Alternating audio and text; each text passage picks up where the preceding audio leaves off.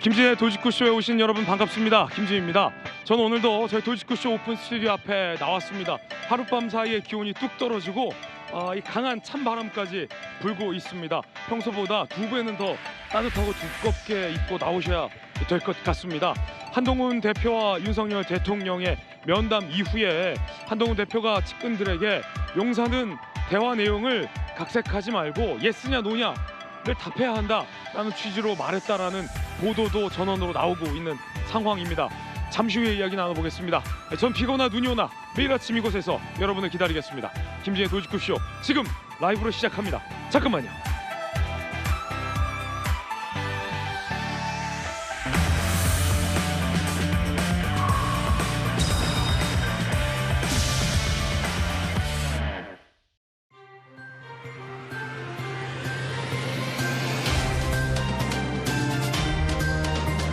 신문 읽어준 남자입니다. 문재인 전 대통령의 딸 문다혜 씨가 제주에 이어 영등포에 소유하고 있는 오피스텔도 이 불법 공유주택 사업을 했다라는 의혹이 제기됐습니다. 영등포구청에서 현장 조사에 나섰는데 문이 잠겨 있어서 그 여부를 조사하지 못했다고 합니다. 그런데 저희 채널A가 직접 문다혜 씨가 보유하고 있는 그 오피스텔을 찾아갔는데 그곳에서 숙박을 한 손님들을 만날 수 있었습니다. 그런데 사촌 동생인 척하라. 집을 빌릴 때 사촌 동생인 척하라 라는 안내가 있었다고 합니다. 문다혜 씨 측은 왜 그런 안내를 한 걸까? 잠시 후에 이야기 나눠보겠습니다. 오늘 조간신문 4가지 키워드 준비되어 있습니다. 먼저 첫 번째 키워드입니다. 첫 번째 키워드는 이겁니다. 행보. 조선일보가 오늘 일면에 썼습니다. 누구의 어떤 행보일까요? 함께 보시죠. 윤 대통령이 한 대표와의 면담 이후 부산 금정 법무사를 찾았죠. 돌맞아도 간다라는 입장을 밝혔고요. 한동훈 대표는 오전 일정을 취소하고 숙고하더니 강화에 가서 민심을 따르겠다라고 밝혔습니다. 두 사람의 행보 완전히 갈라서는 건 아니냐라는 언론의 관측이 있습니다. 이어서 다음 키워드입니다. 두 번째 키워드는 이겁니다. 첫 참여 동아일보 일면기사입니다. 의대협회와 의학회, 여야의정협의체 첫 참여, 학장 모임과 의사단체, 학술단체 두 곳이 의료 시스템 붕괴를 두고 볼 수 없다며 한동훈 국민의힘 대표가 제안한 여야의정협의체에 참여하겠다고 밝혔습니다. 이어서 다음 키워드입니다. 세 번째 키워드는 이겁니다. 인도, 한국경제 일면입니다. 현대차가 인도 최대 규모 상장, 인도 증시에 화려한 데뷔를 했습니다. 기업 가치 26조 원이다.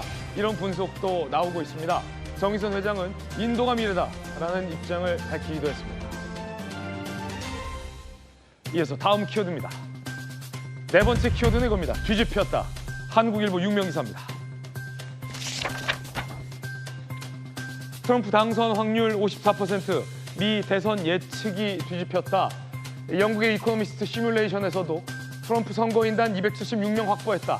미국의 선거 매체들도 트럼프 승리의 가능성이 높다. 트럼프 상승세 속 2달 만에 전망이 역전됐습니다. 하지만 여전히 최종 결과는 안개 속이다라는 점도 짚어야 할 것 같습니다. 지금까지 신문 읽어주는 남자였습니다.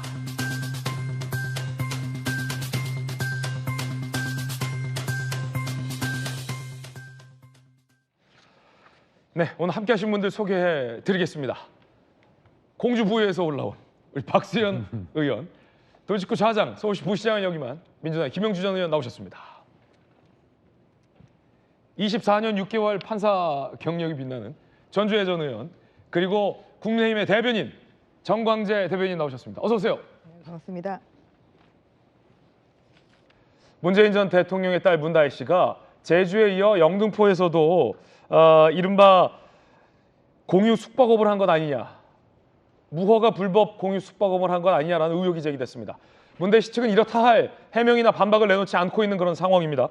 저희 채널A 취재진이 직접 이 영등포구 오피스텔을 찾았습니다. 그런데 오전까지 그곳에 머물렀던 투숙객을 저희 기자가 만날 수 있었는데 오피스텔을 빌려준 측에서 누군가 물어보면 사촌 동생 집에 왔다고 말해라 라는 안내사항을 시켰다 라는 인터뷰 내용을 확인할 수 있었습니다. 왜 사촌 동생 집에 왔다라고 시켰을까요? 이 기사 최다함 기자가 단독으로 취재했습니다.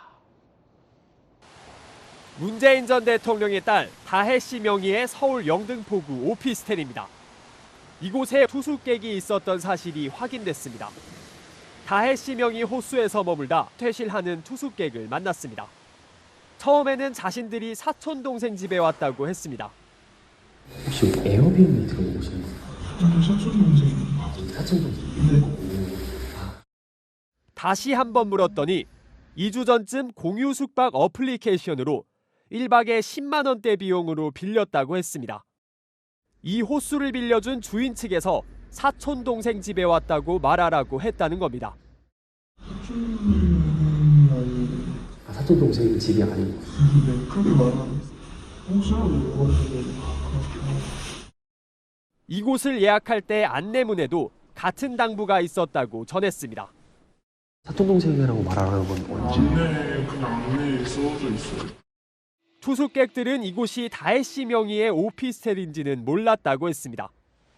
지난해 말 이 건물에서 문다혜 씨를 몇 차례 봤다는 입주민도 있습니다. 몇 번 봤어요. 왜냐면 집을 들어가고 나오면 위에 있어요.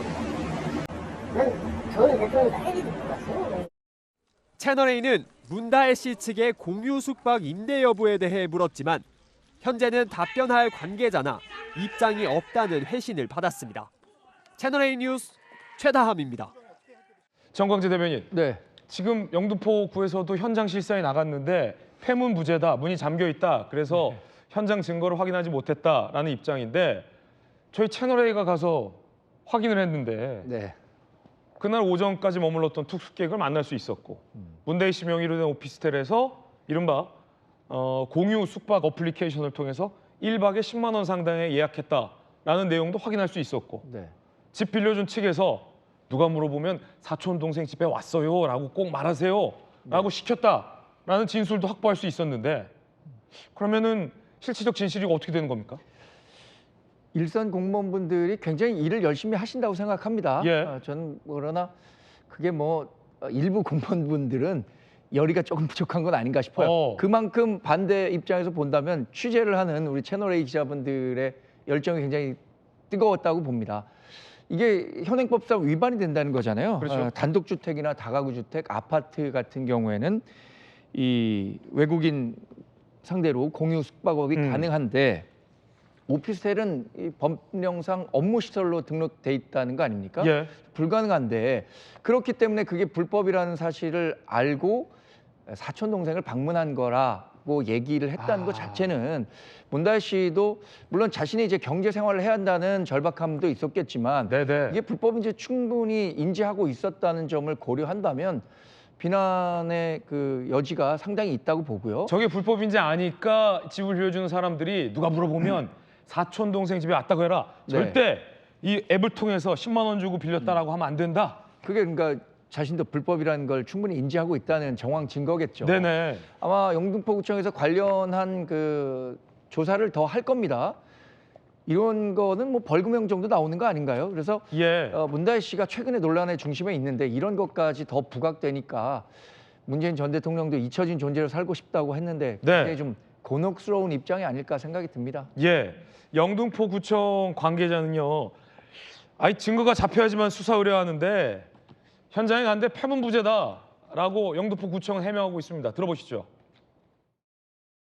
물증이나 증거 자료가 잡혀야지만 우리가 수사 의뢰를 할 수 있단 말이에요. 그때는 점검을 몇 번 했는데 폐문부재로. 자, 지금 뭐 전주혜 의원님 판사 출신이신데 영등포구청에서는 현장 실사도 갔어요. 근데 문이 닫혀 있어서 네. 그 안을 확인하지 못했고 지금 들으셨던 것처럼 영등포구 관계자는 아니 증거가 잡혀야지 수사 의뢰한다.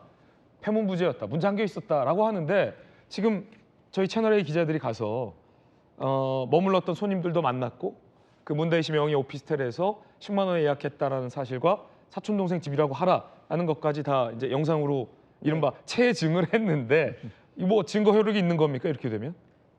뭐 그렇게 직접 그 숙박했던 사람의 좀 음성이 있잖아요. 네네. 그래서 뭐 그런 경우 충분히 증거 가치가 있다고 볼 수 있습니다. 그렇군요. 네, 그래서 영등포구청에서는 문이 잠겼다는 이유로 예. 갔다가 그냥 왔는데 빈손으로 왔는데 뭐 이 부분에 대해서는 뭐 추가적인 조사가 반드시 따라야 되겠죠.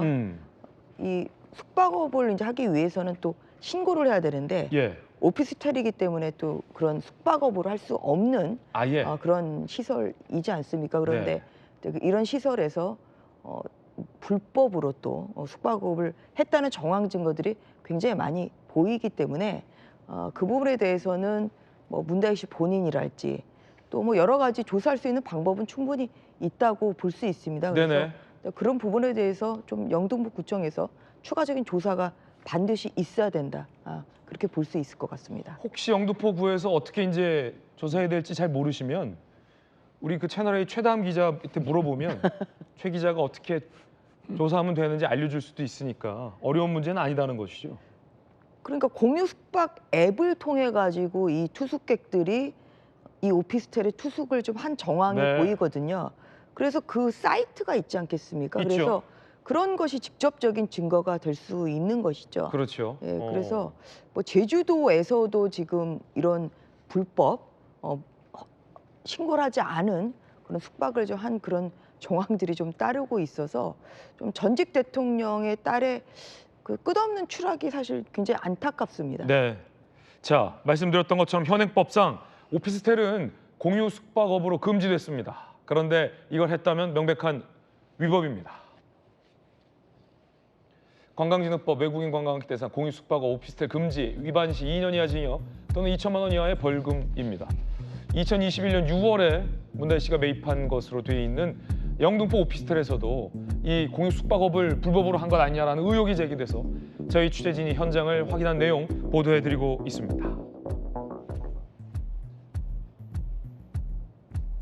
영등포구는 증거 나오면 경찰에 고발하겠다는 입장. 서울시는 법리 살펴보고 입건 여부 결정하겠다. 경찰은 고발장 접수되면 수사 논의하겠다.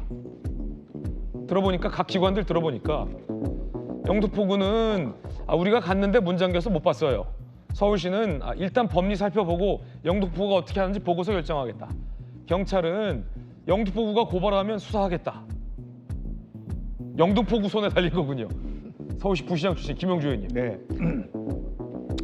이게 지금 이제 제초 구입할 당시가 2021년 6월이라고 하는 것은 문재인 대통령의 재임 시기라고 하는 것이 굉장히 중요하게 걸리는 부분입니다. 네. 실제로 그럼 대통령 재임 시기에 오피스텔 구매하는 것 자체가 불법은 아닌데 그렇지요. 실제로 불법 숙박업을 구매와 동시에 했느냐, 어느 시점에서 했느냐. 물론 이제 이거 자체가 지금 취재한 내용에 의하면 불법적인 거고 실제로 페널티가 물어져야 될 부분입니다만은 처음에는 이분이 예컨대 문다혜 씨가 서울에 왔을 때 거주하기 위해서 구매를 했다가 일정 정도 자기가 뭐 자리를 많이 비니까 어느 시점부터 불법 숙박업에 뭐 말하자면 그런 방을 이용해서 손님을 호객 행위를 했고 네. 자기 스스로도 무슨 뭐 호스트라고 자기를 지정했다는 거 아닙니까? 전문 호스트라고 얘기를 했고 뭐 가명도 뭐 집사람, 집순이 뭐 이런 식으로 해서 했다면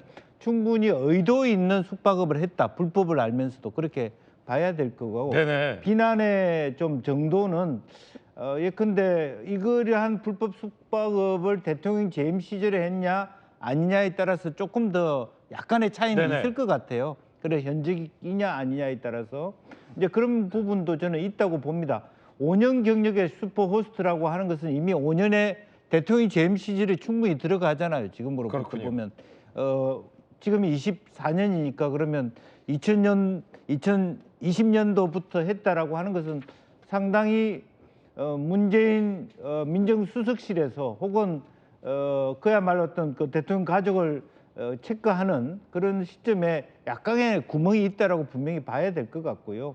이제 그렇게 했다면 지금 여러 가지 안 그래도 국민들로부터 실제로 보면 뭐 음주운전이라든지 그것도 뭐 단순히 음주운전뿐만 아니라 사고를 일으키고 또 밤에 우리가 봤습니다마는 늦게까지 이렇게 귀가하지 않고 이렇게 네. 남의 차문을 막 열 정도로 그런 행실의 문제가 있고 또 불법을 알면서도 저런 일을 자행했다면 저분이 왜 자기가 한때 뭐 진보 정당 운운했는지를 모르겠습니다. 그러니까 더 이러한 부분에 대해서는 아마 더 비판과 행실에 대한 문책이 가중될 것 같고, 또 그런 의미에서 다 끝난 정부입니다만은 그 정부 시기 내에 대통령의 가족이 저런 불법적 행위를 했다라고 한다는 것이 명확하게 밝혀지면 네. 문 대통령에도 책임을 묻지 않을 수 없는 뭐 그런 부분이 저는 있다고 생각합니다. 예, 문대 씨가 제주에 있는 주택과 영등포구에 위치한 오피스텔 두 곳에서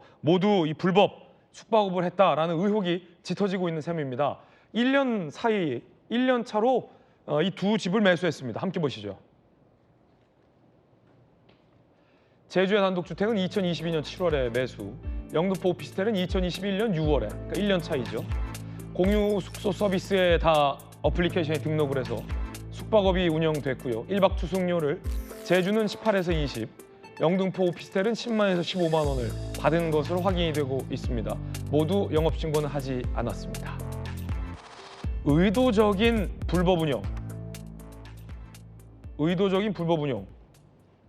가능성도 지금 나오고 있습니다.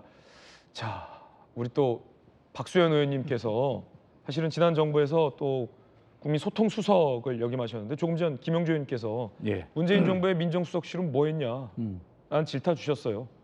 어떻게 보십니까? 뭐 여러 가지 비판을 다 감수하고 감내해야 될 일이죠. 또 더 무겁게 받아들여야 될 일이고요. 뭐 이것에 대해서 뭐 경찰 수사를 통해서 밝혀지게 된다면 뭐 거기에 합당한 처벌을 받으면 되는 것이고요. 어쨌든 지금 말씀하신 대로 문재인 정부의 청와대 대변인과 국민소통 수석을 지냈던 제 입장에서 보면 참 말씀드리기가 민망스럽고 죄송한 일이죠. 우선 그 음주운전과 관련된 이런 문제로 국민께 염려를 드렸던 이런 부분에 대해서 뭐 죄송스럽게 생각할 수밖에 없습니다. 제 경험으로 보면 아마 저 매입한 시기를 보면 뭐 이런 것이네. 그 당시 이제 제가 국민소통 수석으로 있을 때 왜 문다혜 씨를 청와대 관저에 데리고 살게 하느냐가 이제 언론에 문제가 많이 돼서 네네네. 그때 제가 이제 언론에 설명을 드리기를 개인적인 사유입니다만 그 당시에 이제 가정을 유지하지 못하고 굉장히 혼자 힘들어하는 모습을 보고 부모로서 그것을 어떻게 혼자 놔둘 수 있는가라고 하는 그런 안타까운 마음에 청와대 관저에 같이 생활을 하게 됐는데 그 생활비와 이런 것들은 철저하게 계산을 하면서 이제 정리를 했다는 것이었잖아요. 결과적으로 이제 그런 다혜 씨 문제가 여기까지 쭉 오면서 보면 매입 시기를 보면 대통령의 퇴임을 앞두고 사실은 이제 본인이 힘들지만 사회적으로 경제적으로 독립을 해서 살 수밖에 없는 그런 준비를 했던 것이 아닌가 이런 생각이 들고 그렇군요. 예, 그렇다 하더라도 본인이 경제 문제를 해결하기 위해서 어떤 신고를 안 했다든가라고 하는 이런 불법의 영역에 있었다면 그것은 분명히 잘못된 일이다 뭐 이런 생각이 들고 어쨌든 국민께 죄송스러운 일이고 이 문제는 사실대로 조사하고 또 수사해서 밝혀질 일이 있으면 또 성인이기 때문에 본인이 책임지고 뭐 이런 것이 아닌가 이런 생각이 듭니다. 예, 우리 박수현 의원께서 대신 사과하실 일은 아니지만 당시 정부에 몸담았던 고위직으로서 도의적인 사과의 말씀을 이제 전하신 걸로 이해가 되고 있습니다. 의도성이 문제인 것 같습니다. 문재인 전 대통령의 딸로서 불법을 알면서도 자행했다라면 이 준법 의식에 관련된 논란이 일 수 있습니다. 특히나 저희가 취재했듯이 투숙객에게 입단속을 시켰다는 겁니다. 사촌 동생 집에 왔다라고 말해라 시킨 사람이 문다혜 씨인지 여부는 확인되지 않았습니다만 문다혜 씨 소유의 오피스텔을 빌려주는 측에서 누가 물어보면 사촌 동생 집에 왔다라고 말해라라고 시켰다는 내용은 저희가 취재됐습니다. 함께 보시죠. 입단속 논란. 오피스텔 투숙객 주인 측에서 누군가 물어보면 사촌 동생 집에 왔다고 말하라고 했다. 안내문에도 쓰여 있다. 그러면 한두 번 저랬던 게 아니라 안내문에 기재가 됐다는 거는 정강재 대변인님, 그 저희도 뭐 에어비앤비 네. 그 공유 숙박 어플리케이션 통해서 한 번씩은 뭐 어디 그렇죠. 휴가 가거나 출장 갈 때 해보면 안내문이 이렇게 있어요. 네. 뭐 커피 포트는 이쪽에 있는데 커피 캡슐은 책상을 열어보시면 나와 있고 네. 나가실 땐 중간 밸브를 꼭 잠가 주시고 그 환풍기는 버튼 여기 있고 와이파이 비밀번호는 이렇게 돼 있습니다. 네. 누가 물어보면 사촌 동생 집에 왔다고 꼭 말하세요. 안내문에 써 있다는 건데 이거는 불법을 인지했다 이렇게 볼 수 있어요. 당연히 그렇게 해석해 볼 수밖에 없는 거죠. 우리가 뭐 퇴실 조치는 어떻게 해달라 네네네. 이런 다 안내 문구가 있는 가운데 여기에 누가 물어보면 사촌 동생 집에 온 것으로 해달라라고 얘기한 것은 이렇게 운영하는 것이 돈을 받고 숙박 업체처럼 이렇게 빌려주는 것이 충분한 현행법 위반 사항이라는 것을 알았기 때문에 그것을 피하기 위한 조치였다고 봅니다. 저는 그 대통령 재임 시절에 문다혜 씨가 청와대에 들어가서 사셨잖아요. 네네. 그때도 많은 논란이 있었습니다. 이렇게 성인이 된 딸이 왜 청와대에서 살아야 하는가. 그리고 그때 또 이런 얘기도 있었어요. 김의겸 당시의 대변인이 관사, 청와대가 제공하는 관사에 살게 되면서 자기가 살던 집에 전세금을 빼서 흑석동에 집 사갖고 뭐 흑색 김의겸 선생이라는 이름까지 얻었었잖아요.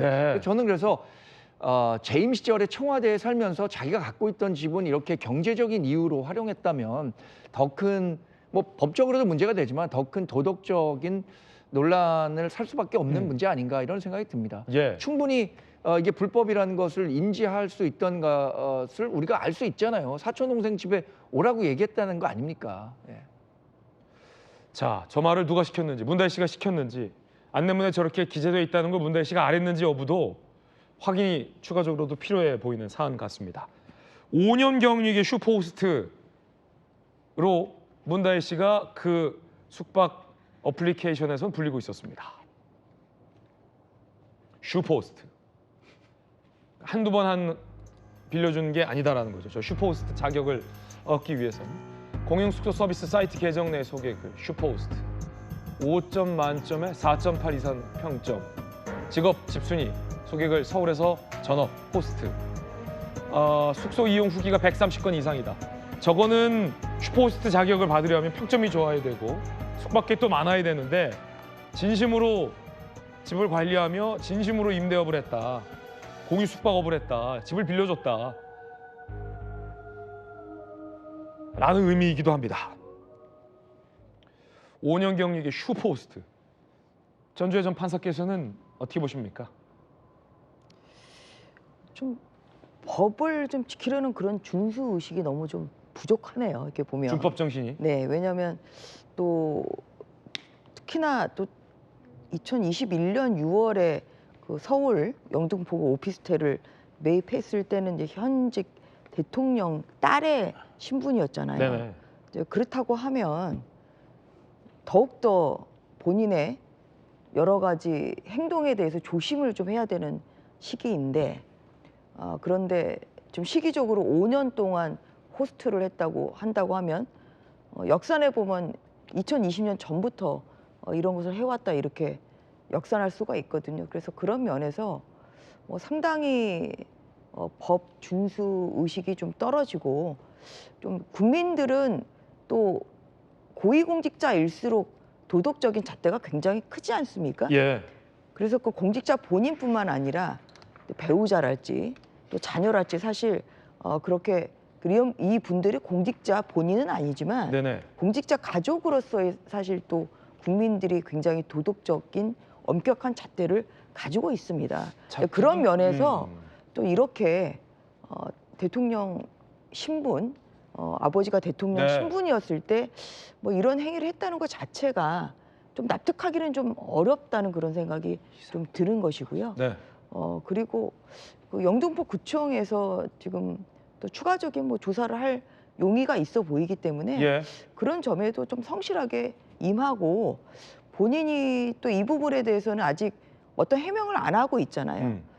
그래서 국민들의 도덕적 잣대에 좀 벗어나는 그런 부분이 있다고 하면 뭐 이 부분도 시인을 하고 또 국민들에게 정중하게 사과하는 것이 맞다고 생각합니다. 문재인 전 대통령 주변에 이제 참모분들도 아직 많고 의원들도 많기 때문에 누군가 문다혜 씨에게 어떤 조언 같은 거를 좀 해줄 필요가 있는 건 아니냐라는 얘기도 나오는 것이 지금 이 불법 공유 숙박업을 했다라는 의혹이 나오고 지금 채널A가 실제 불법 숙박업을 한 것으로 보이는 정황들도 취재가 된 상황이잖아요.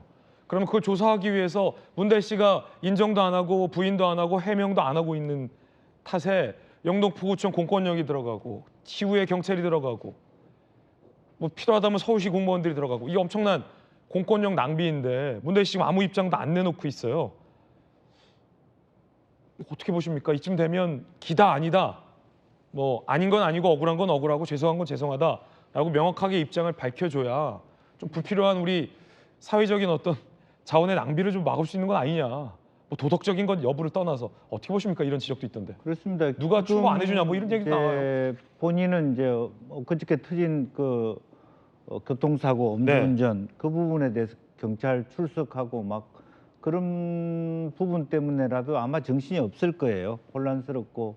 그런데 이제 엎친 데 덮친 격으로 이런 사태까지 퍼지기 때문에 누군가 그야말로 어떤 그 주변에 있는 사람들이 차분하게 지금 또 뭐 변호사나 이런 사람들이 있을 거 아니에요. 그래서 우선은 그 현재 일어나고 있는 사안에 대해서 뭐 계속 묵언할 것이 아니라 실제적으로 사실관계를 밝히고 유감 표명을 하고 사죄를 하고 본인 스스로가 이 사태를 명확하게 마무리 짓겠다는 의식이 저는 필요하다고 봐요. 그렇군요. 여론에 등 떠밀려 가지고 혹은 영등포구청이나 서울시나 경찰이나 혹은 검찰의 어떤 압박에 의해서 문을 여는 것은 결국 마지막에 가서는 결국 할 건 다 하게 되거든요. 그때는 아마 소위 뭐로 막을 것, 뭐로 막는다고 훨씬 더 많은 사회적 지탄을 받게 될 것입니다. 그래서 지금이라도 뭐 본인은 뭐 억울한 부분도 있고 왜 나만 갖고 그래 이렇게 생각할 수도 있고 또 문 대통령 역시 그 당시 21년 그 전후로 해서 사실 딸과의 관계가 그렇게 썩 좋은 건 아니었습니다. 일일이 다 물어볼 수 있는 사항도 아니었고 이제 여러 가지 복잡 미묘한 상황이라고 보입니다만은 어쨌든 아버지와 딸이 좀 지혜롭게 이 문제를 또 매도 먼저 맞는 게 낫다는 그런 심정으로 대처했으면 좋겠다는 생각이 듭니다. 네.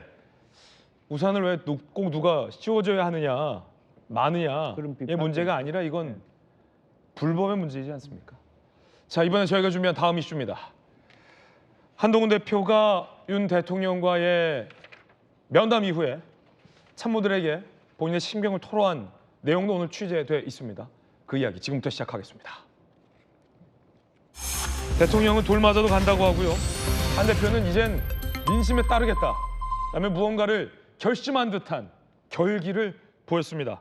온도차가 상당합니다. 일단 어제 오전 일정을 취소하며 숙고에 들어간 한동훈 대표가 오후에 등장을 했습니다. 이렇게 얘기했습니다. 제가 한 말씀 드리죠. 저는 국민의힘이라는 우리 당의 이름을 참 좋아합니다. 오직 국민만 보고 민심을 따라서 피하지 않고 문제를 해결하겠습니다. 우리는 국민의 힘이 되겠습니다. 국민께 힘이 되겠습니다. 무언가 결심한 듯한 한동훈 대표의 표정과 발언이었습니다. 이제는 국민만 보겠다라는 겁니다. 그 안에 숨겨진 의미는 무엇일까? 오늘 여러 보도에 따르면 한동훈 대표가 대통령과의 면담 이후에 많은 답답함을 토로했다. 특히 주변 측근 참모들에게 이렇게 얘기했다는 내용도 전원으로 보도됩니다. 용사는 말을 각색할 때가 아니라 예스냐 노냐 둘 중에 하나를 답해야 된다라는 취지로 한 대표가 얘기했다는 겁니다. 이 보도 내용 함께 보시죠.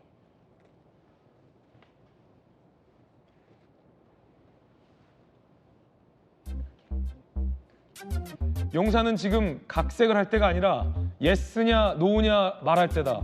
본질은 김 여사 관련 3대 제안에 모두 노하겠다는 건 아니냐라고 어제 대표가 측근들에게 이런 얘기를 했다는 겁니다. 그 측근이 오늘 스튜디오에 앉아 있는데. 아니 정광재 대표님, 네. 예스냐 노냐 한 대표 이런 얘기 한 거 맞습니까? 제가 직접 듣진 못했습니다. 그러나 그 발언이 알려지고 있는 것으로 보고 또 반박을 하지 않고 있기 때문에 사실이라고 인식되는 거죠. 자, 그럼 실제 한 대표가 측근들에게 예스나 노냐 용사는 이렇게 답해야 된다라고 말했다는 건데 그 앞에 붙었어요. 용사는 대화를 각색하지 말고 네. 여기에는 상당한 한 대표의 어떤 불쾌감이 담겨 있다라는 뜻인데 네. 대통령실에서 대화를 각색했다는 겁니까? 그게 면담이 이루어지고 난 이후에는 당에서 박정하 비서실장만 와서 브리핑을 했습니다. 그리고 대통령실에서는 짧은 서면 브리핑만 했는데 다음 날은 와서 어떻게 했냐면 굉장히 좀 자세하게 사실 그런 게 아니고 대통령은 이런 뜻으로 말씀하셨고 우리가 안 하겠다는 것은 아니고 일부분은 받아들였다라는 쪽으로 또 말씀을 하셨어요. 예. 근데 지난 4월 1일인가요? 의료 갈등과 관련해서도 대통령이 한 90여 분간 얘기를 하시고 2,000명 고소할 수밖에 없다라는 얘기를 하니까 또 언론이나 정치 고관여자들이 아니 대통령은 왜 2,000명에 고소하냐 이렇게 하니까 다음 날 내려와서는 사실 그런 뜻이 아니라 유연하게 접근할 수도 있다 이렇게 얘기를 했단 말이에요. 그래서 이른바 뭐 윤석열 대통령 해례본이라는 게 민주당에서는 이렇게 풍자를 하기도 했는데 저는 대통령실에서 처음에 내놓은 서면 브리핑과 다음에 내놓은 그 실제 브리핑 내용과 큰 차이가 있다고 봅니다. 그게 왜 큰 차이가 있었느냐? 일단 그 브리핑한 내용에 대해서 많은 사람들이 대통령실은 왜 하나도 변하려지 않느냐라는 그 비판 여론이 불거지니까 이런 얘기를 내놓는단 말이에요. 어제 한동훈 대표가 얘기했었던 내용은 저는 뭐 상당히 결기가 높아진 발언이라고 봅니다. 예. 국민의힘의 이름이 좋다. 저는 그러니까 국민의힘에서 끝까지 정치하겠다는 뜻이죠. 어제 오전에 뭐 받아보셨는지 모르겠지만 받은 글 형태로 한동훈 대표가 대표직에서 사퇴한다. 아니면 대통령실에서 사실상 사퇴 요구를 한 것 아니냐라는 받은 글까지 돌았던 거잖아요. 이것을 한동훈 대표도 아마 충분히 인지하고 있었을 겁니다. 그래서 민심에 따라서 문제를 해결해 가겠다라고 했는데 이 문제, 김건희 여사 리스크와 관련한 문제가 아직 해결되지 않았기 때문에 앞으로도 본인은 이 문제를 해결하는 데 중점을 두겠다라는 결의를 다진 것이라고 봐야겠죠. 그렇군요. 한 대표가 얘기했다는 그 내용 다시 한번 보시면 저게 사실 너무나 한 대표 말투예요. 평소 말투. 그렇죠? 대통령실은 뭐 네. 지금 대화를 각색할 게 아니라 예스인지 노인지만 말하면 되는 건 아닙니까? 라는 게 한 대표 말투잖아요. 실제로 저런 얘기했다. 그 말인즉슨 대통령이 한 대표가 요구한 것, 영부인과 관련된 최소한의 요구를 대통령이 사실상 다 노했다, 거절했다라고 한 대표는 받아들인다는 거죠. 네. 지금 대통령실에서도 얘기하는 건 그거잖아요. 한동훈 대표가 건의해서 이런 조치가 이뤄지는 것이 아니라 대통령실에서 스스로 결정해서 김건희 여사의 뭐 활동이 중단된다거나 이런 식의 메시지를 주고 싶은 거지 한동훈 대표가 노력해서 이런 결과물들을 이끌어냈다라는 해석을 주고 싶어 하지 않는 것 같아요. 그런데 사실 그 현재 권력은 미래 권력에게 일정 부분 활동할 공간을 내줘야 한다고 생각합니다. 그게 대충돌로 가지 않고 연착륙할 수 있는 과정이라고 보거든요, 저는. 자, 그러면 언론들이 조금 더 한 발자국 들어가서 취재가 됐습니다. 대통령과 대표 사이에 어떤 얘기가 오갔는지는 공개가 되지 않았어요. 두 분과 정시석 비서실장이 배석한 채의 대화가 이루어졌기 때문입니다. 어제는 저희가 보도해드리지 않았던 대화 내용이 조금 더 취재됐습니다. 이런 얘기들이 오갔다는 건데 한 대표가 영부인과 관련된 특검법을 언급했다는 겁니다. 함께 보시죠. 한 대표가 대통령에게 이런 얘기했다는 내용이 취재됐습니다. 대통령님, 이거 이러다가 그 김여사 특검법 여론 더 악화되면 이거 어떻게 될지 걱정입니다. 그러자 대통령은 또 이렇게 헌정 유린하는 야당 입장에 야당 편에 선다면 여당 의원들이 나도 어쩔 수 없다. 한동훈 대표, 김여사 라인 이름을 하나하나 거론하며 8명의 이름을 언급하며 이거 경질해야 됩니다. 한 대표가 구체적으로 거론까지 하면서 얘기했다. 그러자 대통령이 그 사람들이 그래서 무슨 구체적으로 뭐가 문제냐? 라고 답했다라는 내용이 취재됐습니다. 자, 한 장 더. 김여사 대외 활동 중단해야 합니다. 이미 자제, 과단이 더 자제하겠다. 의혹 규명 절차 협조해야 합니다. 나와 내 가족이 무슨 문제가 있으면 내가 편하게 빠져나오려고 한 적 있느냐? 라며 대통령의 장모 문제도 대통령이 언급했다라는 보도가 나오고 있습니다.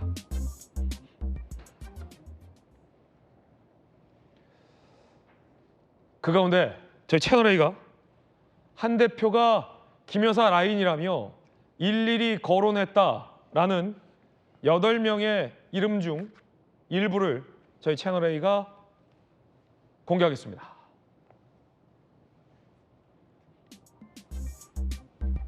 자, 실명 언급된 9명의 이른바 김여사 라인 중 저희 채널A가 5명을 특정했습니다. 이기정 의전비서관, 강훈 전 정책홍보비서관, 최재혁 홍보기획비서관, 김동조 국정기획비서관, 김호진 전 관리비서관 외 4명. 이렇게 총 9명을 한 대표가 대통령에게 실명으로 언급하면서 경질을 요구한 것으로 저희 채널A 취재 결과 확인됐습니다. 그리고 한 대표가 경질을 요구했지만 한 대표와 대통령이 면담을 하는 자리에 이렇게 이기정 비서관이 의전비서관이 회동에 참여를 해서 한 대표 측에서는 경질을 요구한 인사를 배석시키는 것에 상당한 불쾌감을 표현하고 있는 것으로 확인이 되고 있습니다.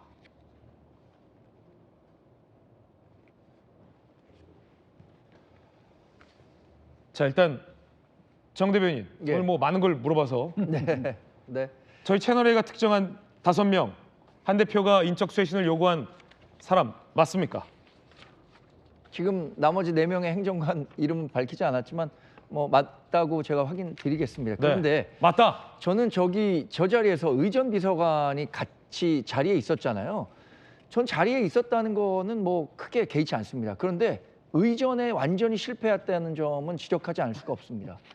의전 비서관은 의전을 책임지는 분이에요. 그러면 의전은 뭐냐면 밖에서 대통령실에 손님이 왔을 때 손님을 어떻게 잘 대접할 것인가 이 부분을 고민해야 되는 사람이거든요.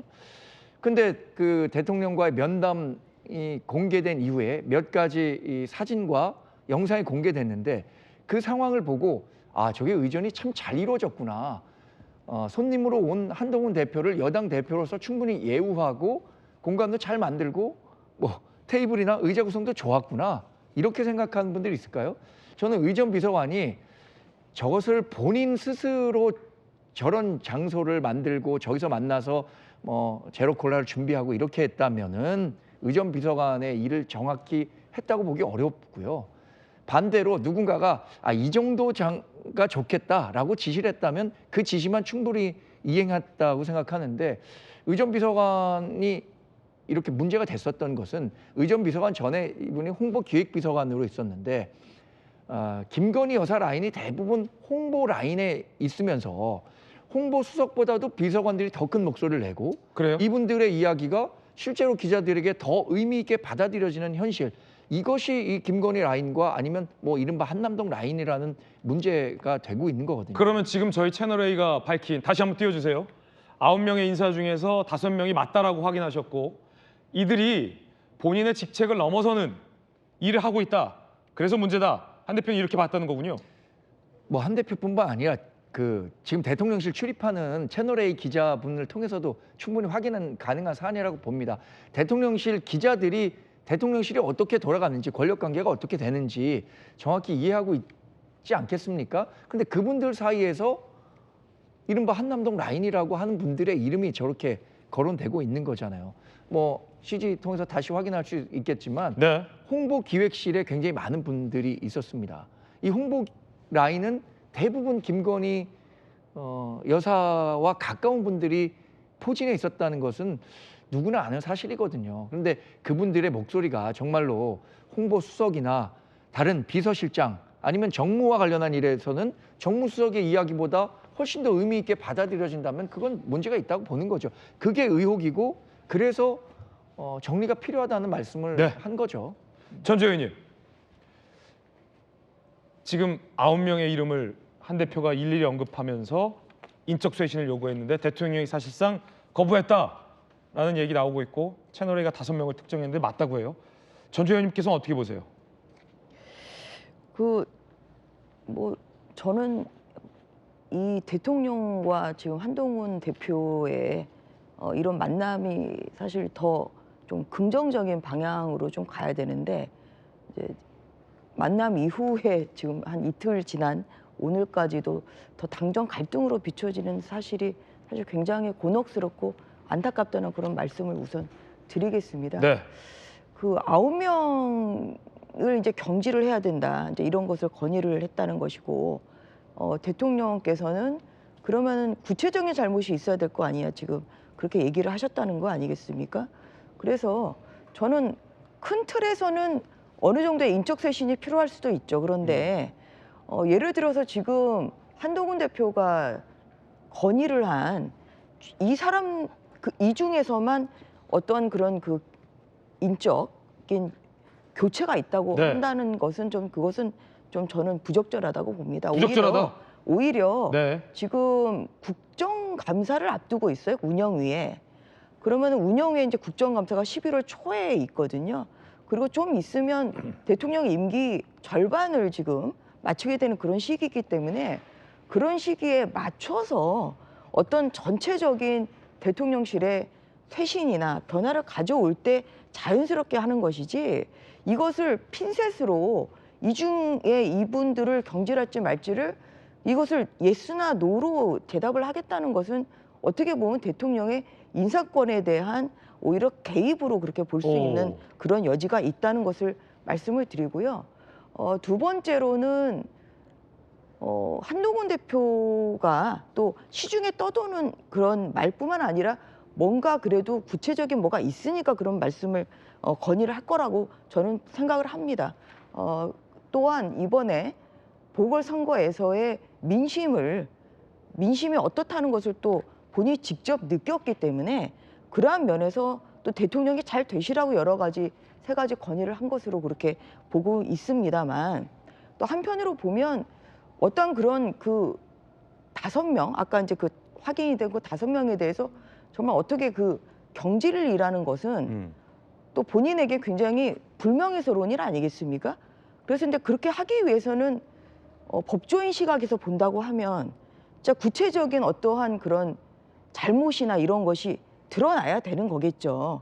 그래서 그런 면에서 언론 보도에 따르면 대통령께서도 그런 구체적인 잘못이 뭐 있는지를 그것을 좀 제시를 하면 그 부분에 대해서 사실혼을 해보겠다. 그러니까 경질을 어떤 그런 인적 교체를 안 하겠다고 그렇게 확언을 한 것은 아니고 어떤 그런 구체적인 사례나 어떤 그런 구체적인 사실들이 있다고 하면 그 부분에 대한 사실관계를 확인을 하고 이른바 구체적인 비위 사실. 그리고 거기에 대해서 교체를 할지 말지를 결정하는 게 이게 인사의 저는 기본이라고 생각을 합니다. 그래서 이런 면에서 이게 지금 이틀 만에 어떤 그런 즉답을 하기는 저는 쉽지는 않은 상황이라고 보고 있고요. 또 대통령께서도 또 한동훈 대표의 그래도 또 정말 당도 잘 되고 대통령도 잘 되고 윤석열 정부가 잘 되고 있다는 그런 마음에서 한 그런 말을 이것을 좀 시기를 가지고 조금 더 기다려주는 것이 좀 필요하고 대통령실에서도 또 뭐 거기에 대해서 무조건 뭐 세 개의 그 사항에 대해서 어떤 그런 즉각적인 답변을 저는 하신 건 아니라고 보고 있기 때문에 좀 그러한 면에서 조금 시간을 가지고 좀 지켜볼 필요가 있다. 좀 그렇게 생각합니다. 지금 매우 흥미로운데 앉아 계신 두 분의 의견이 달라요. 전 의원께서는 국감도 앞두고 특정인을 이렇게 거론하며 경질 요구하는 건 한 대표가 잘못했다, 부적절하다. 그리고 좀 여유 있게 대통령에게도 생각할 시간을 줘야 한다. 한 대표가 좀 너무 빠른 건 아니냐라는 비판의 발언을.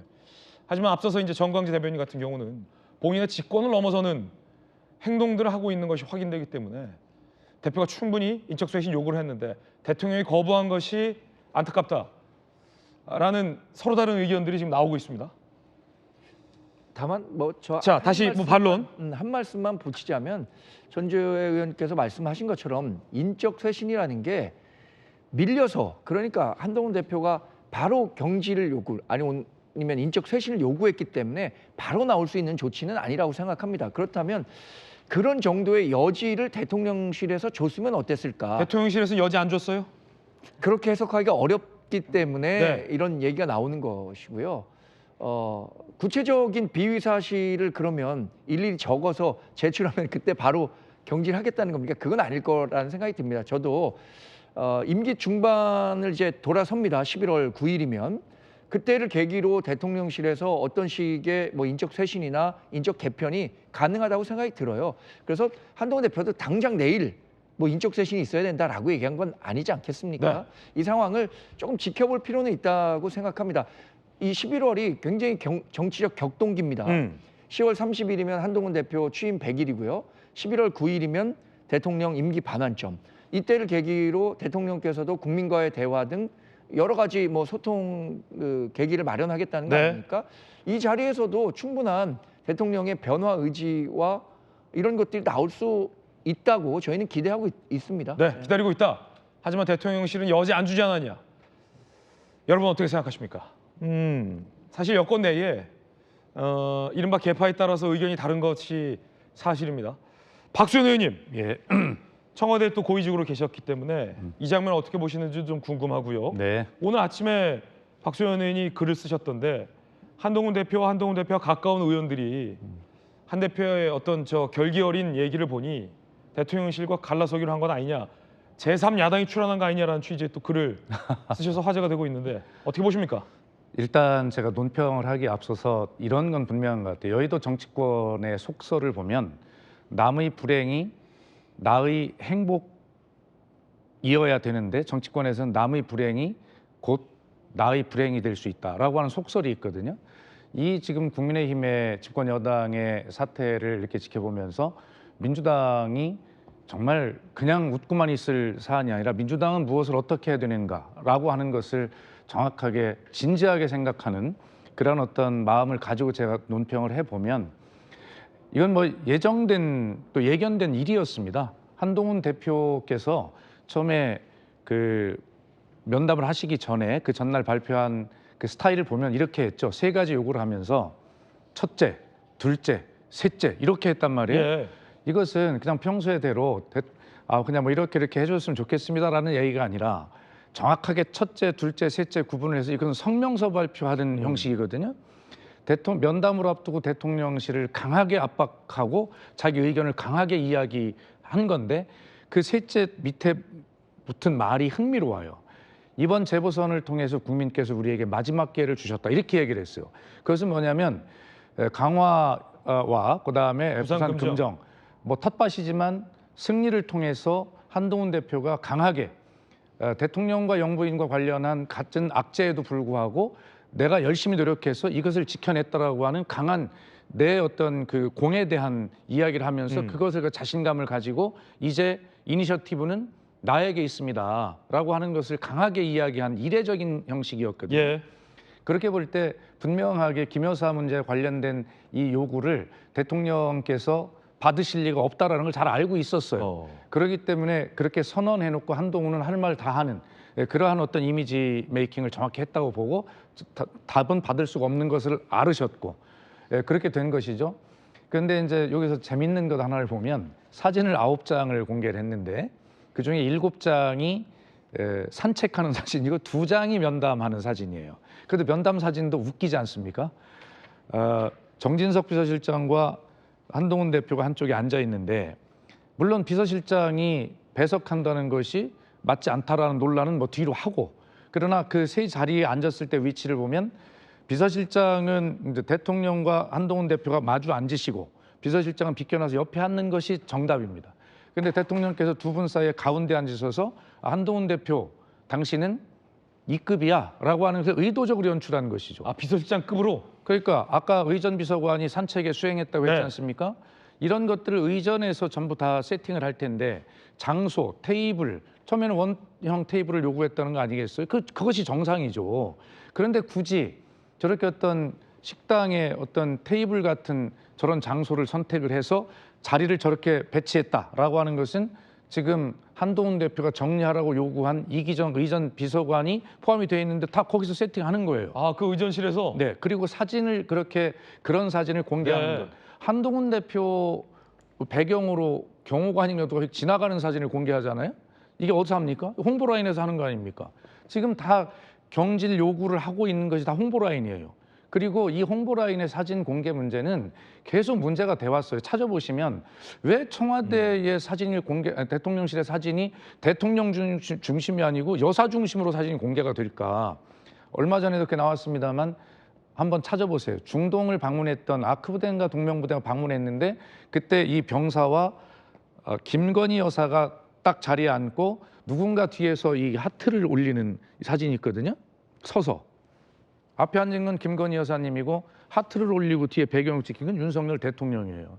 그런 사진을 설사 그런 것은 그런 자리에서 어떤 격려하기 위해서 또 그 분위기에 맞도록 할 수 있지만 그것을 왜 꼭 골라서 대통령 비서실이 그 사진을 올립니까?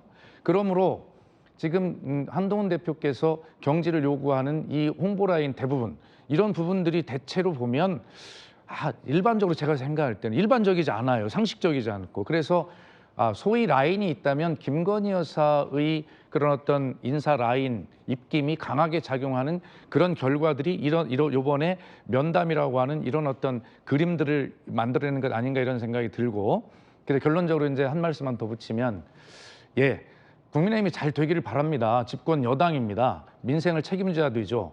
민주당도 그런 책임감을 느끼는 마음으로 보면, 그런데 그렇게 될 것 같지 않아요.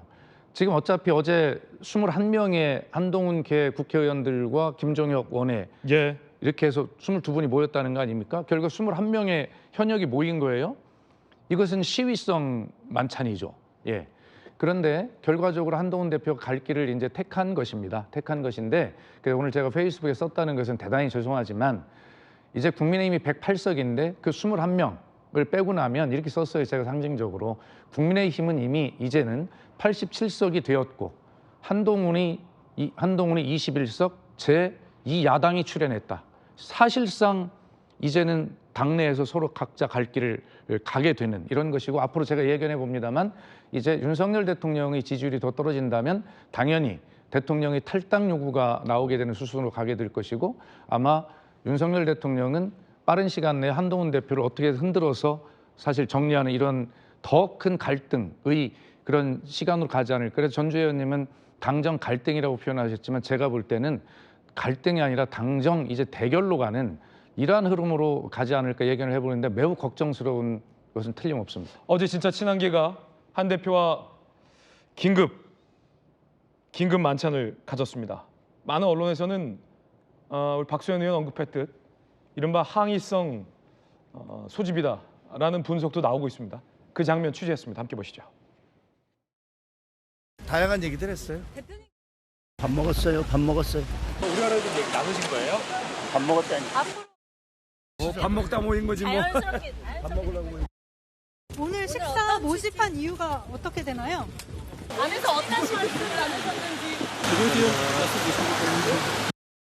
향후 의원님들 좀 어떻게 대응을 하실지 당의 방향이나 이런 것들은 논의를 하셨을까요? 오늘은 그렇게까지 좀 구체적으로 이야기 안 나오고 어제 해동 우리의 오늘 만나서 향후 전국에 대해서 엄중함을 같이 공유했다 그런 부분이었어요. 특검법 얘기는 아예 안 하시나요? 자, 김용주 의원님. 많은 언론에서 저 친한계 의원들의 어떤 긴급 소집을 만찬을 지금 당사자들은 밥 먹으러 왔어요. 자연스럽게 모였다라고 하지만 전혀 부자연스럽게 긴급으로 모인 거거든요. 왜 시위성으로 지금 해석하나요? 결과적으로는 저 한 장의 사진이 한 대표를 모욕 주기 했다. 혹은 2차 말하자면 그 전에는 올 1월 달에는 이관섭 비서실장이 사퇴 요구를 한 것지만 어제 모임, 어제 그런 그 상황들, 회동의 상황들은 실제로 무언의 사퇴 요구와 같은 굉장히 엄중하게 보여지는 부분이기 때문에 실제적으로 보면 이제 오죽했으면 그 결과에 대한 브리핑을 한동훈 대표가 직접 하지 않고 거기에 참석하지도 않았던 박정화 비서실장한테 쪽지로 주는, 그래서 박정화 비서실장도 사실은 제대로 기자의 질문에 답을 하기 어려운 이제 그런 것이고, 바로 들어가네요. 박정화 의원 들어가네요. 한나절 치크를 하시고 난 다음에 사실 한 2, 3일 치크해야 돼요. 너무 짧은 치크예요. 사실은 MZ세대, 70년대 이후 세대라서 그런지. 그렇잖아요? 한 일주일 비워놔야지 이게 임팩트가 있다. 사안이 신중 엄중하구나. 대통령실이 의전 비서관 두고 봐라. 나를 이런 식으로 최소한 비서실장급으로 그냥 지시받는 얘기 사진 하나 올린 거잖아요. 그러면 그런 어떤 불쾌감을 느낀 한 대표가 긴급 한밤에 20명을 그냥 다 모았어요. 당이 주목이 되죠. 국민의힘의 한 대표가 가깝다라는 이른바 한동훈 세력 친한파들이 모처해서 한밤에, 낮도 아니고 밤에 다 모여들었다는 거 아닙니까? 20명이. 그것은 이제 어쨌든 한동훈 대표의 불러 모았다는 것보다는 친한계들이 위로해드리자. 일단 너무 충격적이고 모욕적일 것이다. 위로만 했을까요? 뭐 여러 가지 어떤 이야기를 했겠지만 뭔 얘기했을까요? 지금은 본인이 국민의힘 뭐 힘이 되겠다고 하는데 현실적으로 힘이 안 되잖아요. 뭔 얘기했을까요? 80대 20밖에 안 되잖아요. 그러니까 사실은 차차 도원 결의를 해 나가자. 우리끼리라도 뭉쳐서 정면 돌파하자. 민심의 바다로 가자 했는데 구체적으로 지금 현재 뭐 특검법을 논의하거나 그러면 실제로 이것은 기자들한테 새 나갈 수밖에 없잖아요. 네. 그럼 이때 조심해야 돼요. 말 조심해야 된다. 예. 그래서 의지를 끝까지 같이 간다. 민심과 함께 간다. 이것이 잘 되면 결국에는 뭐 대통령 전반기 지나서 하반기 되면 더 지지율이 빠지면 우리가 더 많은 세력을 확보할 수 있다. 그러나 지금은 현실적으로 8대 2밖에 안 된다라고 하는 현실적인 어떤 자기 점검 그런 자리였다고 봐야 될 것 같습니다. 정 대변인은 저기 갔어요? 저 자리는 원내 의원들이 중심이 됐고요. 네. 원외로는 지금 지도부에 있는 김종혁 최고위원만 최고가 참석을 대표로 했습니다. 갔군요. 네. 가서 무슨 말씀을? 그런데 그 한밤중은 아니고요. 논의하셨습니까? 저녁을 같이 한 겁니다. 뭐 한밤중에 했다고 하니까 한밤중에 모여서 뭐 네. 거사를 모의한 것 같은 이미지가 펼쳐지는데 그건 아닙니다. 어제 그 끝난 다음에 제가 참석한 몇 분과 좀 통화를 했어요. 어떤 내용 했냐. 그런데 조경태 의원이 얘기하신 것처럼 내부에서도 말조심을 좀 하는 것 같아요. 그러니까 엄중한 상황을 공유했고 엄중한 상황 공유? 예, 이 당이 어려운 시기니까 결속을 잘 다져야 한다. 이런 얘기를 했다라고 하자라고 논의를 했겠죠. 제가 전달 받았습니다. 밖에 아마 기자들한테 밖에 나가서도 얘기할 때는- 그런 얘기를 하자 정도로 메시지가 통일됐는데 특검법 얘기 안 나왔습니까? 그걸 제가 확인하지 못했으니까 제가 모르죠. 그러니까 어제의 모임 성격은 전 분명히 이런 그 지금 김 전 시장께서 말씀하신 내용이 있다고 봅니다. 한동훈 대표가 대통령실에 가서 굉장히 좀 홀대를 받았다. 네. 그런데 앞으로 그러면 당정 관계가 어떻게 재정립돼야 되는가 이 부분에 대한 다들 공유를 하고 있을 거예요. 지금 대통령실과 우리 지도부가 갖고 있는 생각이 좀 다른 겁니다. 한동훈 대표는 가서 이렇게 얘기를 한 것들이 대통령 잘 되라고 드리는 말씀이지만 대통령실에서는 왜 그런 얘기들을 해갖고 자꾸만 분란을 일으키려고 하는 거지? 완전히 다른 거예요. 그러니까 그 다른 점이 더 부각돼서 갈등이 고조화된다. 그럼 예를 들어서 특검과 관련한 내용 제가 어제 나왔다고 단언 드리진 않겠습니다. 그럼 그때는 어떻게 할 거냐라는 얘기도 안 했을 가능성도 배제할 수 없는 거죠. 했을 가능성도 배제할 수 없는 거고. 예. 저는 앞으로의 전국 상황이 굉장히 좀 더 그동안 보여줬던 것보다는 조금 더 격동적으로 갈 가능성이 크다고 봅니다. 그렇군요. 자, 그럼 정반대로 이 대통령실 주변과 친윤계에서는 불만이 없느냐? 그게 아닙니다. 친윤계와 대통령실 쪽에서도 불만이 있습니다. 이런 내용들이 불만이라고 합니다. 한동훈 대표가 이재명 대표와 회담 흔쾌히 응하기로 했다. 윤 대통령 면담 4시간 전에 저걸 의도적으로 발표했다는 거예요. 뭐지? 대통령실 관계자. 발표 시점부터 의아해하는 분들이 있었다. 뭐지? 왜 대통령과의 면담 4시간 전에? 뭐지? 특검법? 뭐지? 의아하네?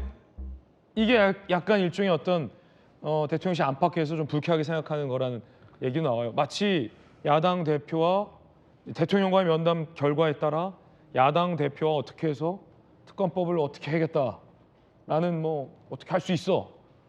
어떻게 해보자는 거냐? 어떻게 생각하세요? 그러니까 이제 대통령실 입장에서는 이제 이 대통령과 한동훈 대표의 만남이 월요일 오후 4시 반이었잖아요.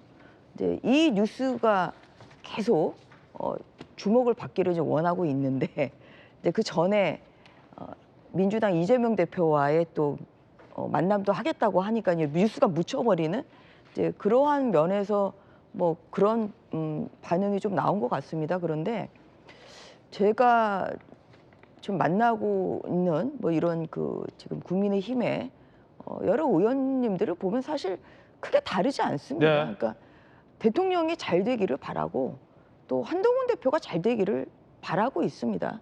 또 한동훈 대표가 현재 국민의힘의 당 대표이기 때문에 뭐 그런 면에서 한 대표가 또 잘 돼야 당도 잘 되고 또 그렇죠. 그래서 또 대통령 지지율도 또 올라갈 수가 있고 국민의힘의 지지율도 올라갈 수가 있고 이렇기 때문에 만나보는 그 의원들이 그렇게 뭐 어떤 뭐 당 대표에 대해서 또 그렇게 뭐 반감을 가지고 그렇지는 않습니다. 근데 그렇다는 말씀을 드리고 있고요.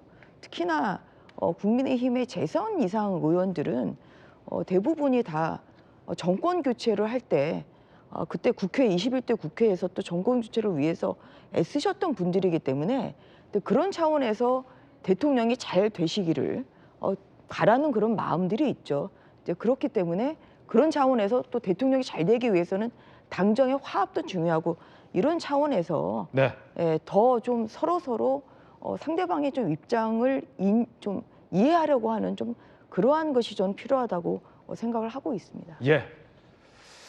자, 대통령과 면담 이후에 그 비하인드 이야기들, 이면의 이야기도 전해드렸습니다. 이번엔 저희가 준비한 다음 이슈입니다. 우리 정부가 북한과 러시아에 엄중 경고를 냈습니다. 북한군 즉각 철수를 강하게 촉구했습니다. 그러면서 무기 지원 가능성도 내비쳤습니다. 그 이야기 지금 시작하겠습니다. 북한군이 유례없는 지상 병력을 러시아에 파병한 가운데 우리 정부가 강하게 북한을 비판했습니다. 김태우 국가안보실 차장 이야기 들어보시죠. 정부는 북한군의 즉각적인 철수를 촉구하며 현재와 같은 북한과 러시아의 군사적 야합이 지속될 경우 이를 좌시하지 않고 국제사회와 함께 단호하게 대처해 나가기로 했습니다. 정부는 북한의 전투병력 파병에 따른 러북 군사협력의 진전 추이에 따라 단계적인 대응 조치를 실행해 나갈 것입니다. 자, 우리 정부가 입장을 밝혔듯이 단계별로 무기 지원을 검토하고 있다는 보도도 나옵니다.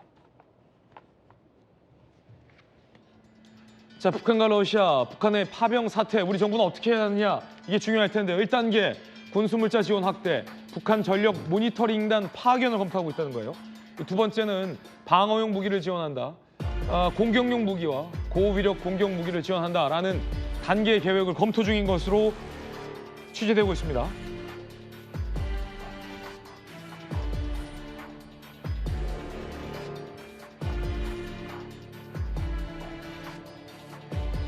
자, 방어용 무기로는 뭐 천궁이 있죠. 지대공 유도 무기, 드론 무력화 무기, 공격용 무기에는 뭐 155mm 포탄이 있습니다.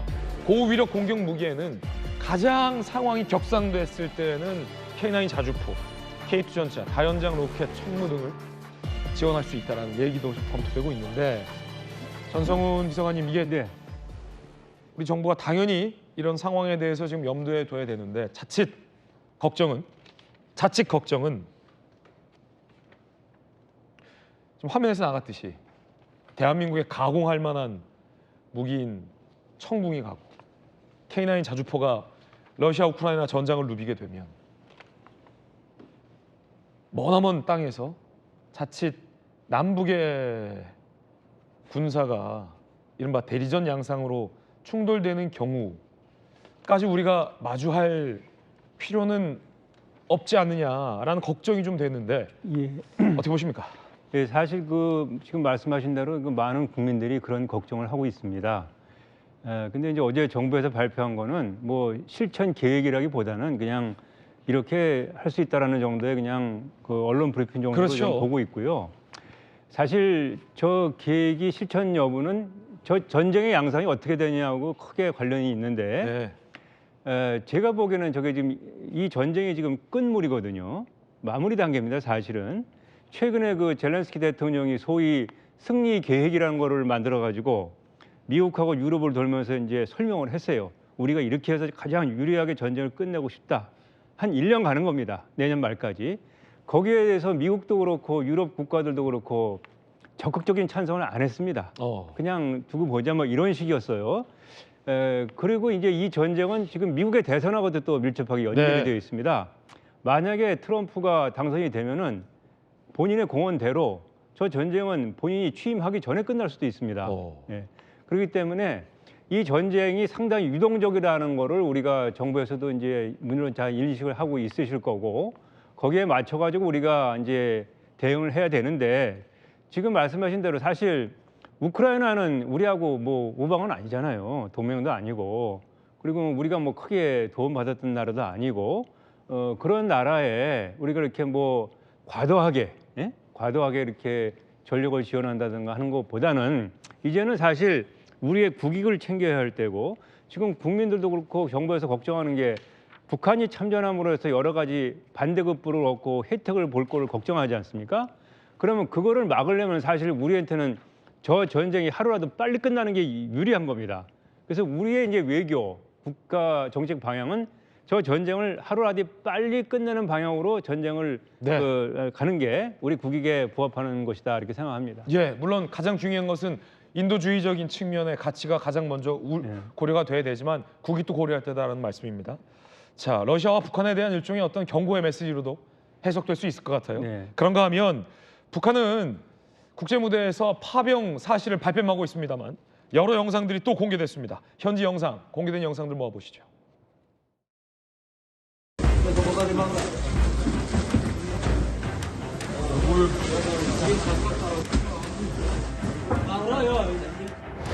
Их миллионы тут.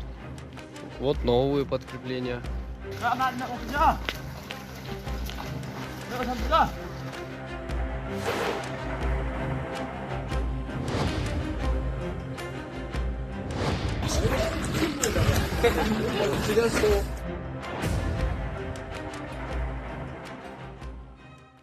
지금 새로 공개된 영상 마지막에 나왔는데 러시아 한 부대에 북한군이 지금 도착한 영상으로 추정이 돼요.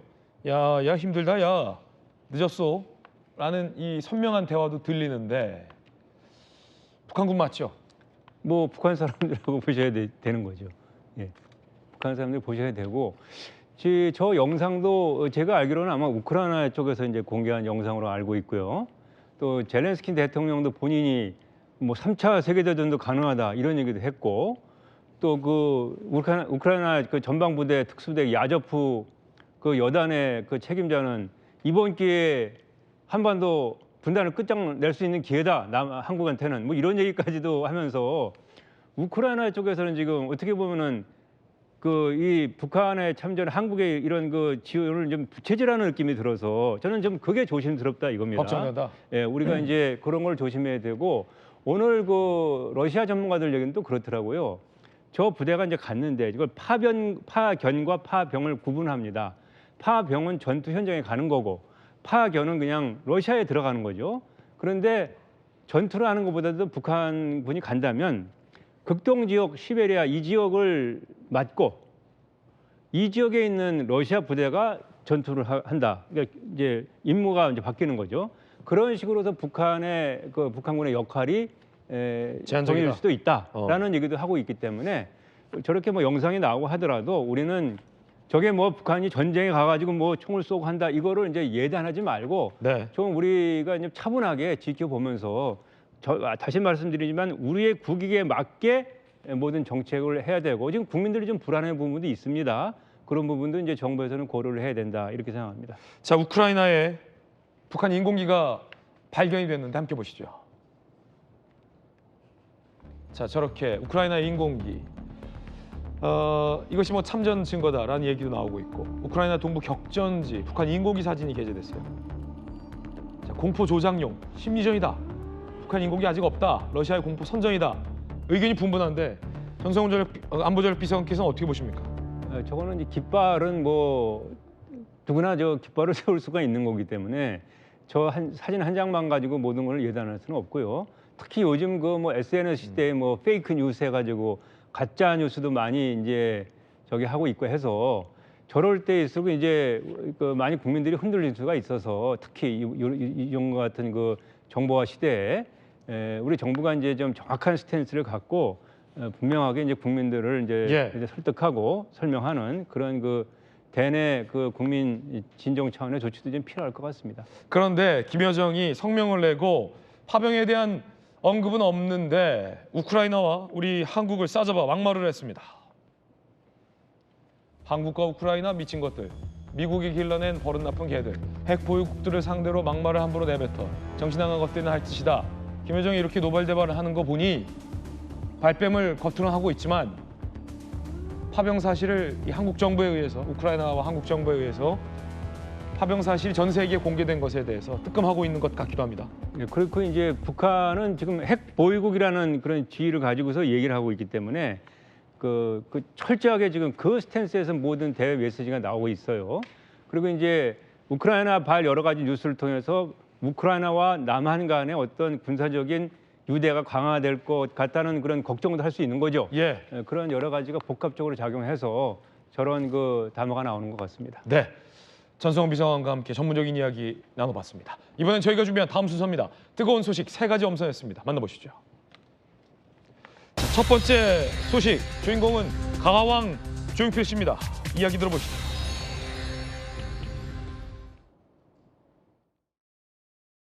가수로서 노래하는 걸 좋아해야 되고 또 음악이 좋아해야 되고 계속 배워야 된다고 생각합니다.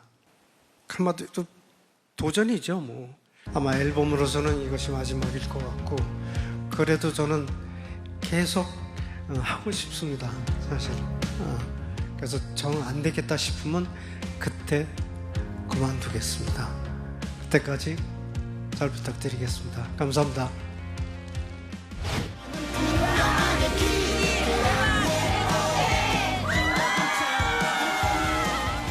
언젠가 나오겠지라는 그 기다림 때문에 다들 행복한 기다림이었었고 저희한테는 오빠가 돌아가실 때까지, 오빠가 음악을 하실 때까지는 영원히 오빠일 거라고 생각을 합니다. 정치권에서 최근 뭐 오빠 논쟁이 일긴 했었는데 이 조용필 씨를 상대로 한 오빠는 언제 들어도 듣기 좋은 오빠예요. 20집, 정규 20집, 11년 만에 정규 20집이 발표된 겁니다. 이번 앨범이 마지막일 수도 있다. 나이 70 넘어서 신곡 발표 어렵지만 열심히 했다. 11년 만에 정규 20집을 발표했습니다. 응원 메시지를 담은 타이틀곡 그래도 돼 타이밍 외 신곡 3곡을 포함한 7곡이 수록돼 있다라고 합니다. 이번에 발매된 신곡 한 대목 들어보시죠.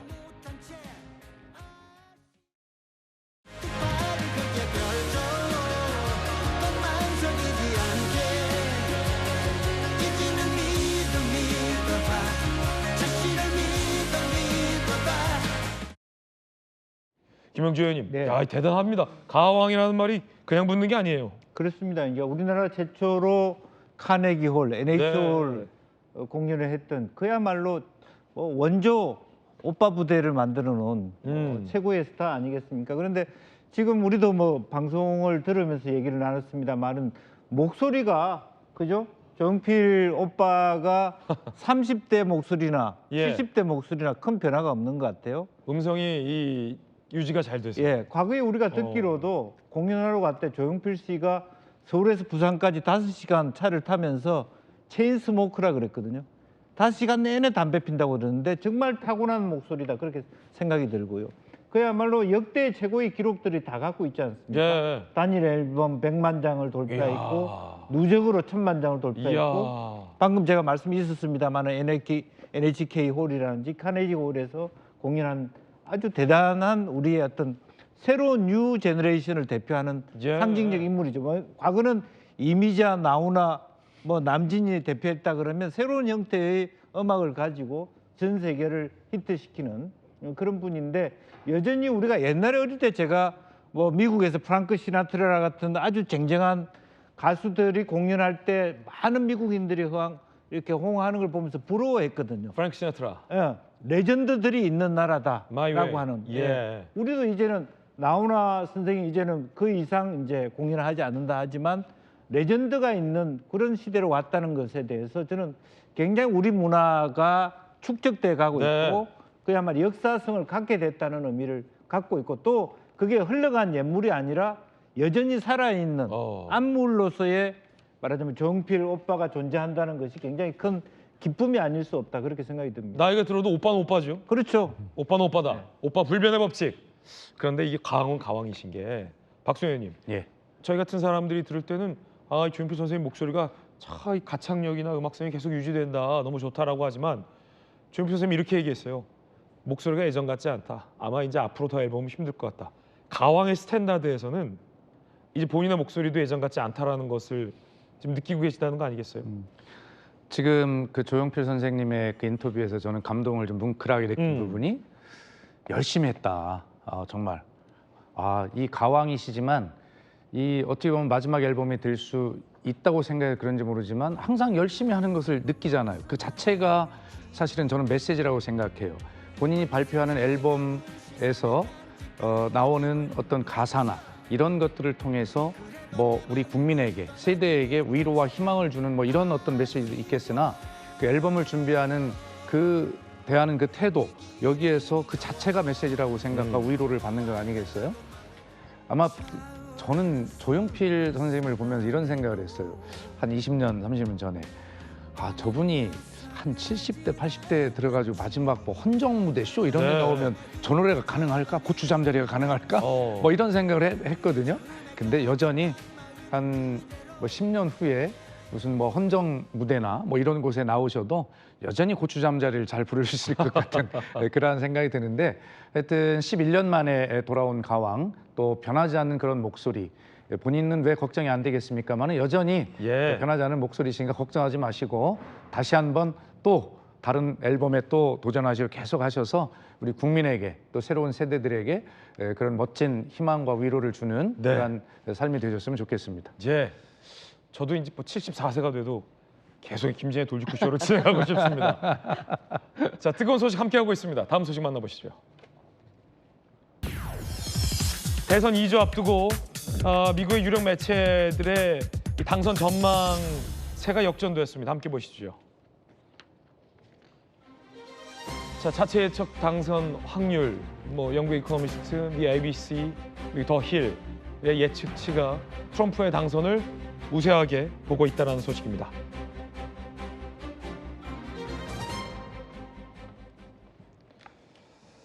자, 그 가운데 이른바 트럼프 후보와 해리스 후보 사이에 맥도날드 논란이 일고 있습니다. 맥도날드 논쟁입니다. 들어보십시오.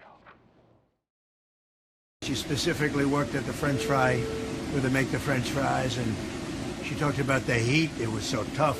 She never worked at McDonald's. In other words, she's lying Kamala.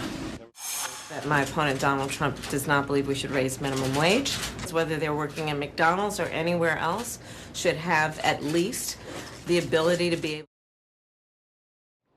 지금 두 후보 사이에 맥도날드라는 매개체를 두고 이른바 설전이 벌어지고 있고 대선이 얼마 안 남았기 때문에 이제 하나하나가 상당히 치열한데 트럼프 후보가 맥도날드에서 아르바이트를 했다라고 하니까 트럼프를 지지하지 않는 사람들 사이에서는 뭐 일부 맥도날드 불매 운동까지 지금 벌어지고 있다라는 얘기도 나와요. 그리고 트럼프 지지자들 사이에서는 맥도날드 더 사 먹자 뭐 이런 얘기도 나오고 있고 나는 평생 이 일하고 싶었다. 해리스는 거짓말쟁이다. 나는 15분 더 일했다. 맥도날드 15분간 아르바이트한 트럼프 후보의 어떤 모습도 나오고 있는데 이거라는 거 아닙니까? 김영주 의원님. 미국 매체, 영국의 유수의 매체들이 대선이 지금 다가올수록 다시 트럼프 후보의 당선 가능성을 높게 보고 있다. 그 이유가 뭘까요? 뭐 기본적으로는 가장 미국이 최근에 고통 지수가 높아져 있는 물가라든지 그런 것이 가장 큰 것 같고요. 또 미국의 선거 제도 자체가 여론조사상으로는 이민자들이 굉장히 여론조사에 적극적으로 활용하지만 기본적으로 선거 그 투표자로서의 어떤 등록을 해야 되고 투표를 해야 되고 하는 독특한 선거제도에서 상당히 많은 여론조사에 해리스를 지지한 사람이 실제 투표할 수 없는 그 갭이 존재하는 것 같고요. 최근엔 또 라틴계 사람들이 트럼프 지지로 돌아섰다라는 그런 부분들이 있어서 거의 그 펜실베니아를 중심으로 스윙보트 블루월 존에 있어서 트럼프가 일정한 기선을 제압하고 있는 것 같다는 느낌입니다. 그래서 지금 뭐 이 논의와 맥도날드 논의와 상관없이 상당히 이번 선거에서 결과는 모르겠습니다만은 트럼프의 전략이 통하는 거 아닌가 그런 의견들이 다수가 나오고 있습니다. 자, 아직 뭐 결과는 선거가 끝나봐야 할 것 같습니다. 뜨거운 소식 세 번째 소식 만나보시죠. 자, 우리 경찰관들인데 도로 위를 다급하게 누비고 있습니다. 어떤 사연이 있는 걸까요? CCTV 영상 보시죠. 지난달 29일 서울의 한 주택가 22개월 된 아기가 의식이 없다는 긴급한 신고를 받고 경찰과 소방 당국이 출동을 했습니다. 아이의 부모에게는 너무나도 긴박한 순간입니다. 자, 그런데 길이 막혀요. 시민들이 조금씩 간격을 빌려 길을 터졌지만 여전히 이송이 어려운 상황이에요. 자, 그때 갑자기 무전을 듣고 도움을 주기 위해 출동한 2명의 경찰관, 도로 위로 나타나 직접 뛰어다니며 차량 간격을 벌리기 시작합니다. 자, 경찰관들 뛰어다니는 거 보세요. 자, 이런 경찰들의 어떤 다급한 요청에 구급차가 늦지 않게 병원에 다행히 도착할 수 있었다라고 합니다. 병원 진료받은 아이는 심정지 상태에서 다행히 치료를 받고 건강을 회복할 수 있었다라고 합니다. 건강한 상태인 것으로 전해지고 있습니다. 정광재 대변인님, 뭐 저희도 다 아기들 아빠지만 뭉클합니다. 우리 경찰관들 애썼고요. 경찰이 왜 민중의 지팡이라고 불리는지 화면 보시면 명확히 이해하실 수 있을 것 같습니다. 저는 가끔 이런 생각합니다. 제가 이렇게 도로 중에 있을 때 저런 상황이 발생하면 나도 정말 많이 도와주고 싶고 도와줄 것 같은데 기꺼이 마음의 준비가 됐는데 제가 아직 저런 상황에 당면하지 못했었거든요. 제가 저런 미담의 주인공이 되는 날도 한번 기대해 보겠습니다. 그렇군요. 무엇보다 이제 다행인 것은 이 22개월 아기가 심정지 상태에 빠졌으면 부모 입장에서는 세상이 무너지는 느낌일 텐데 도로까지 막힌다. 저 경찰관도 얼마나 고마울까요? 아, 그렇죠. 그 감사한 마음이야 이루 말할 수가 없겠죠. 정말로 정말로 위기가 왔을 때 그때 도움을 주는 사람들에 대한 감사한 마음은 평생 잊지 못하는 건 아니겠습니까? 다행히 또 아기가 건강을 되찾았다고 하니. 그럼요. 그리고 또 22개월밖에 안 된 아이라면 제대로 의사 표현도 못하고 그 부모 마음이 굉장히 그 애가 탔을 텐데 정말 이런 미담 기사는 매일 하루에 몇 건씩이라도 보고 싶은 기사입니다. 네. 자, 다행입니다. 아이가 건강을 되찾아서. 저희들은 6조 광고 보고 다시 돌아오겠습니다. 잠시 후에 뵙겠습니다. 오늘 저희가 준비한 소식 모두 다 전해드렸습니다. 잠시 후 아래 주소에서 김진의 더 라방이 시작됩니다. 많이들 들어오셔서 함께해 주시길 바라겠습니다. 오늘 하루는 분명 어제보다 나을 겁니다. 좋은 하루 되십시오. 고맙습니다.